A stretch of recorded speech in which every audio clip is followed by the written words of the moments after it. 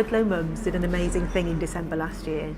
They organised a march to defend their rural maternity units and local hospital. The units were being closed at a moment's notice and leaving mums without support. But despite the huge turnout and publicity, no one listened, and the wildcat closures are still happening. Earlier this week, I met with Alison, one of the main campaigners for the Ludlow maternity unit, and her husband, Mark. Ironically, Alison herself went into labour on a day when one of those closures happened. The unit that was only 2 minutes away from their house was shut. Mark, her husband, had to act as midwife and deliver their baby daughter. The trained midwife turned up 2 hours after the birth. And luckily things did turn out all right. Baby Emily is safe and well. But other people may not be so lucky. So the fight to save these vital units is not going to stop. I met with Alison and Mark to find out about their experience. So this is Emily Florence, and she was born on Sunday the 7th of May at 11:48 at home, sadly not at Ludlow maternity unit. And for us being on our own with no support, medical support, was very daunting. I didn't realise at the time that Emily was born that she had the cord wrapped around her neck several times. So that's one thing my husband had to take care of, was to do that and make sure that she was breathing and okay. And when I think back, it's quite a scary thing that had he not have been there, I wouldn't have realised, and things may have been completely different. The paramedics turned up at 11:57, and I think the midwife came at about 1:30, 1:45. She had to travel from Bridge North herself.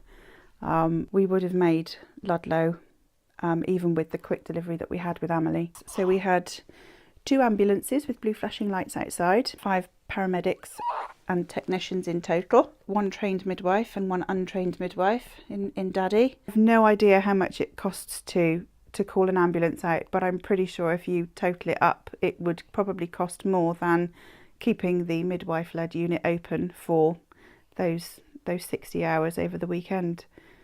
It beggars belief, really, that they claim to be trying to cut funds, but again, it's going to put extra pressure on the emergency services.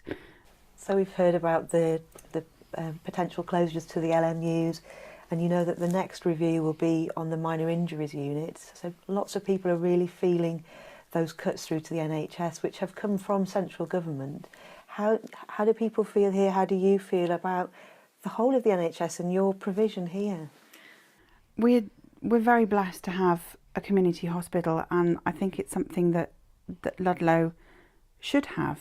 You know, every town needs to have that sort of little hub, and it offers such a wide range of services, and people are very blessed and do feel very blessed that we have a community hospital. You know, it's where sort of our elderly relatives go to recuperate after illness or sort of post-operative care. You know, it's where we take the kids when they've had an accident. It's where our family life starts. It's where people sort of, you know, those that are ill can have dialysis, you know, to help with their problems. And it's also a big employer in the town. There are a lot of women and men that Mark and I know personally that work there, you know, providing nursing care or maintenance care and things like that. So it's not just, you know, it's not just the hospital itself, but it's also an employer. And it's what, you know, we're going to lose out big time if the whole thing goes. And it just seems to be the plan all along that they're just going to chip away at little pieces now and again and take it all away and say, well, nobody uses it, it costs too much, let's close it, and then flatten it and build houses on it. I know in Bridge North people are very anxious about if the hospitals would close, and there's quite a lot of anger that should be allowed to happen in our areas. How are people reacting here in Ludlow?